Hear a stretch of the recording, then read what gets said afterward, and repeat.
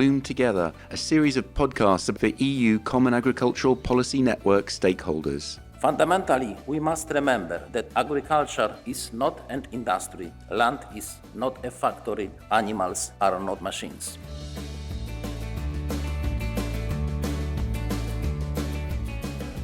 The EU Common Agricultural Policy Network was launched in October 2022. Its primary aim to share information and ideas among all its stakeholders. This is the first in the EU CAP Network series of podcasts, part of the Bloom Together campaign, which is all about providing some insights into specific agricultural, rural development issues and showcasing the diversity of stakeholders. Today, we're discussing the importance of short food supply chains. So, put a farmer, a wholesaler, a retailer and a consumer together and you have a basic food supply chain. This is of course a huge area of discussion. So today we're going to focus on short food supply chains. Our first interviewee today is Fabian Santini, who works for the European Commission's Directorate General for Agriculture. As the Deputy Head of Unit for the Governance of Agri-Food Markets, he has a lot of expertise in this area. So, bearing in mind your audience as CAP network stakeholders, how would you define a short supply chain and why is there an increasing amount of discussion about short food supply chains?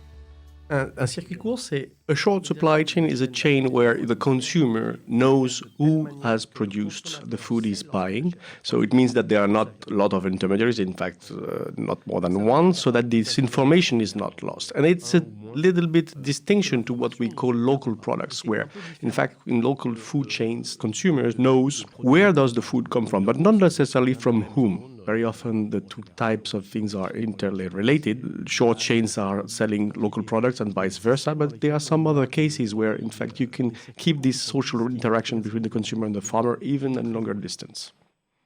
Why is there an increasing amount of discussion about short food supply chains? Pour une raison simple, c'est qu'ils répondent à une certaine demande de certains consommateurs. Well, the first reason for which short supply chains are successful is because consumers are demanding this kind of products, interactions and knowledge about how the process was done, who did it, who produced it, where, when, with which animals, with which varieties. So that's the main reason. So it's growing little by little, but the COVID pandemics gave a little extra push to this because the longer chains where you have the retailers, the wholesalers, a long chain where you don't know anymore where the food comes from exactly, was the one affected by the disruption. So consumers tended to rush on direct sales from farmers or farmers markets, these kind of short chains. And so what are the benefits of a short food supply chain? Parce que justement, il s'agit d'un système par lequel le consommateur connaît... Because of this feature that you know directly who's producing and you can have this direct contact, the obvious benefits are of social nature. It's the interaction, the inclusion, the knowledge, the exchange possible, the distance between the farmer and the consumer that is getting better. Usually they also attract some economic benefits for farmers, which can keep a higher value added of their production on the farm thanks to cutting all the intermediaries. But more interesting, even on the economic aspects, is the capacity you have to boost the local economy. And in fact, you can plug these short chains to a lot of other activities. Tourism is the obvious thing. When you're going in an agri-tourism facility, you are buying food around to the farmers. But you could envisage also things related to health or education, bringing kids from the local school to the farm and exchange with the farmers. So intuitively, people are thinking that it's also as environmental and climate benefits. It's not necessarily the strong points of these short chains, because usually when you're on a small scale, you're not necessarily having a better climate and environment performance compared to longer chains. You could, because a lot of the people involved in the short chains also have above this their wish to be in contact with their consumers, also have an environmental consciousness. So you can also have these benefits. What is DG Agriculture doing regarding short supply chains? La première chose qu'a fait la Commission, c'est d'inscrire... First and foremost, interventions in favor of short supply chains are in the menu of the interventions that can be included by the member states in their CAP strategic plan. So it's clearly in the menu. Why is it in the menu is a good question. Again, there is a consumer demand. There might be some difficulties for them to start up, and you have a lot of training that is needed for farmers that are engaging in short supply chain, because it's not only being a farmer, it's also being somebody able to market and engage these contacts. So it's a different job. You need different skills. So you have reasons to have these interventions. And why overall this is in the picture? Because for the Commission and for DG AGRI, it is important to have a good balance of the types of supply chain we have in Europe, so that we have a possibility that the long ones can compensate for the difficulty of short ones in certain conditions, and vice versa. Resilience is based on diversity. And how is the CAP network valuable in this context? What role can the CAP network play? Ils sont très divers. Les opérateurs qui les mettent en place sont très inventifs, ont beaucoup d'idées. I mean, we are talking of individual actions by a lot of small farmers, actors of the rural livelihood or rural areas. And there's a lot of diversity of initiatives. People are very smart and they invent a lot of ways to be able to contact as a farmer directly their consumers and exchange with them. So you have the community-supported agriculture, you have the boxes schemes that are delivering a box of vegetables to the consumers, you have farmers markets, you have farmers shops owned by farmers in the cities. This means that there's a lot of place to exchange on best practices and to understand. So that's where we would have a lot of value added of the network. There's another aspect which is very important, and we have a very poor data on what is done, and that also can be compensated by more exchanges between all the people who are involved in this kind of chains.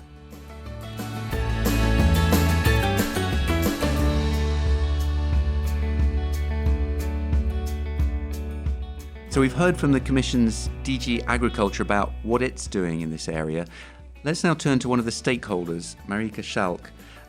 Mareike Schalk left her job as a financial manager consultant 5 years ago to set up a company with a short supply chain. It's called HofladenBOX, which is German for farm shop box. What exactly does your company offer? HofladenBOX ist ein Online-Shop für regionale Lebensmittel. Yes, our company offers an online platform for farmers and butchers and bakeries from our region that provide their products online, and the customers can order as a one-stop shop from all these different suppliers and get their products delivered to their home twice a week. And these products get delivered first to a repacking station by the farmers in carpools. So you avoid all those CO2 emissions by driving individually to all those different places and just get it delivered at once. Where did the idea for HofladenBOX come from, and how did you go about setting it up? Die Idee kam aus Eigenbedarf. Eine Freundin und ich haben beide. So I was looking for a simple way to purchase local food online without driving there and picking everything up. I got then in contact with our local authorities if there is something available in our area, which was not the case, but I actually received a lot of positive feedback for this idea. So I decided to found this company myself together with a friend, and we then together with the local authorities got in contact with the farmers in our region to see how the need from their side is, and we asked potential customers if there is a need for also other customers, and we figured out that both matches actually quite well. So we hired an IT company to program an online platform, and there we go now. For the last 5 years we offer this platform for our region where regional products can be purchased. Okay, and what has been the biggest success? Wir sind super stolz über das Kundenfeedback. So I'm extremely happy to see how happy the customers are with what they can do on our platform. So you get the freshest products that you're not able to find in a supermarket because there is no storage involved. The products get delivered to our repacking station, and on the same day they end up in your kitchen. So this feedback from the service and the quality of the products is amazing from the customers. But also the farmers, they were able to hire extra staff to supply the products for our company, for HofladenBOX, because we create this demand now, and we provide a new supply chain, a short supply chain for the farmers. So it's nice to see that on that side there are new jobs that were created, but also our company, we have now about more than 20 people working for HofladenBOX. We can at the moment do up to 600 orders per week for our region, which is a very nice success to see that it's a growing business and it gets a lot of interest from different sides. What about the biggest challenges relating to farmers and relating to customers? Yeah, in Germany, first of all, the customers were a challenge because it is something new for Germans to buy food online. We see that in other European countries, this is something that has been around for much longer. And people have done this now for a couple of years. But in Germany, it's actually new. So the Corona crisis that encouraged a lot of people to purchase also food online, but is still something difficult for us to convince people to not see and touch the food out of normally what they know in the supermarket before they purchase it. But we see that once they've tried it, and the first time they've ordered is the hardest time for us to convince. But after that, they reorder. So then we've jumped over the hill. And on the other side, for the farmers, there was a big challenge to convince farmers to use new technologies. That is also new. They know how to sell their foods to the supermarkets and the supermarket chains, and maybe also in their own little shop. But to sell it over the internet and to use our technology and to be available by email, that was also something new for them, and it was a bit difficult for us to explain and convince that this is a new modern way how to also sell your products in your region. And how easy would this be to replicate in other countries across the European Union? Das ist gut möglich, das in anderen Ländern auch zu replizieren, vor allen Dingen mit den Erfahrungen, die wir jetzt gemacht haben. With our knowledge now, it's actually not too difficult. It's quite easy to replicate if you use the technology that we have developed and also the processes and the fallbacks, our experience that we have now. It can be replicated in other countries. You need to be aware that it takes time, though. If you replicate it, you need to look into a lot of different things, like financials, it needs to be financed, and you need to build up your network. So it does take time, but we're very happy to share the experience that we have now in this area. In terms of the setup, who is your most important partner, and did you receive funding for it? Ja, wir haben von Anfang an Rücksprache gehalten mit unserem.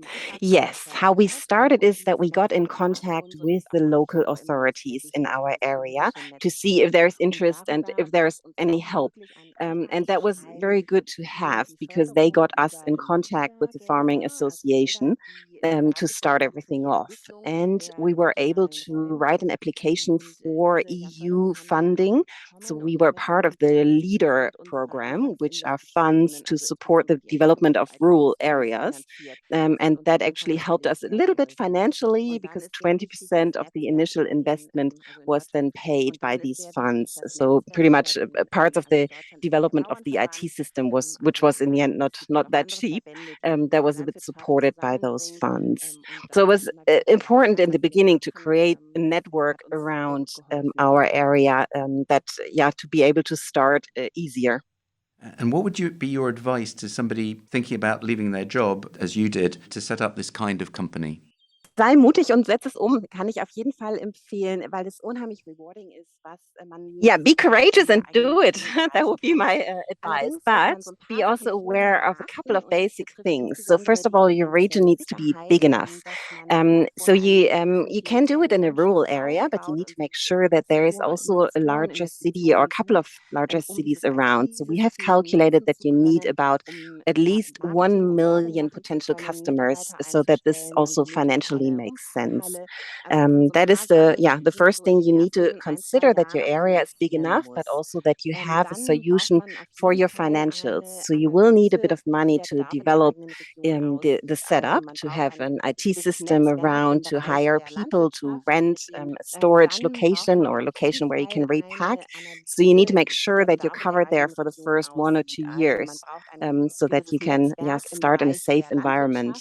But apart from that, I can encourage everybody to do that and to start building your network, to find out if there is the requirement. First of all, from the farming side, you need to build up your network around the farmers and the butchers and the bakeries, and to see that also the customers are interested and that there are enough customers around. But then go ahead. Okay, great. And how can the CAP network help with regard to this? Ja, da finde ich, dass das CAP-Network eine super Möglichkeit ist, hier I think the CAP network is a brilliant opportunity to share success stories. So to build this platform where people can look for similar experiences and actually get in contact also with the people who have done similar things as they want to do. So I'm very happy about that this network exists. We are all able to share our experience.